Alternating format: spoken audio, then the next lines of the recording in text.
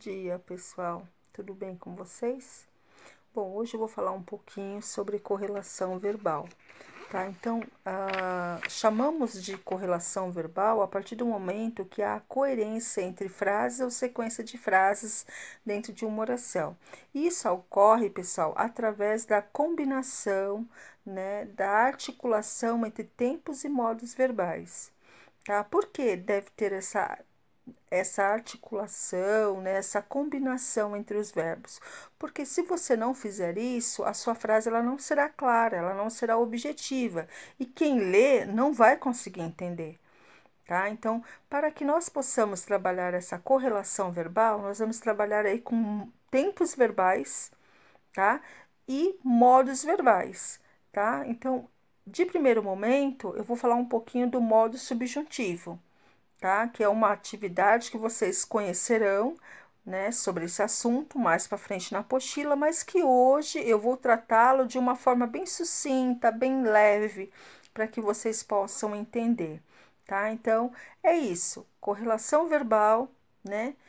Acontece, é chamado de correlação verbal, exatamente por conta disso, pela coerência entre frases ou sequências de frases, né? E que para que isso aconteça é necessário que o verbo, né, e o modo verbal, o tempo verbal e o modo verbal, eles estejam aí coerentes, tá? Porque se isso não ocorrer, com certeza a sua frase ela não terá um sentido aí completo. Ela não terá coerência e quem lê possivelmente não vai entender. É isso. Bom, pessoal, lembra que eu tinha dito para vocês, né, sobre os tempos verbais? É isso que eu vou apresentar agora para vocês, tá? Então, para utilizar adequadamente os tempos verbais, primeiro é necessário você conhecer o seu emprego. E além disso, o que nós temos que levar em consideração também é o momento da enunciação, né? O que seria enunciação? Enunciação nada mais é do que o ato comunicativo, tá? Então, para que nós possamos ter aí um ato comunicativo correto, é necessário que nós tenhamos aí noções básicas sobre os tempos verbais para que nós possamos inseri-lo em uma frase ou oração, tá? Então, aqui eu tenho o presente, né? Observe os tempos verbais, eu tenho o presente, né? Que é um acontecimento ocorrido no momento da fala. Então, exatamente agora, ó, eu estou no quarto.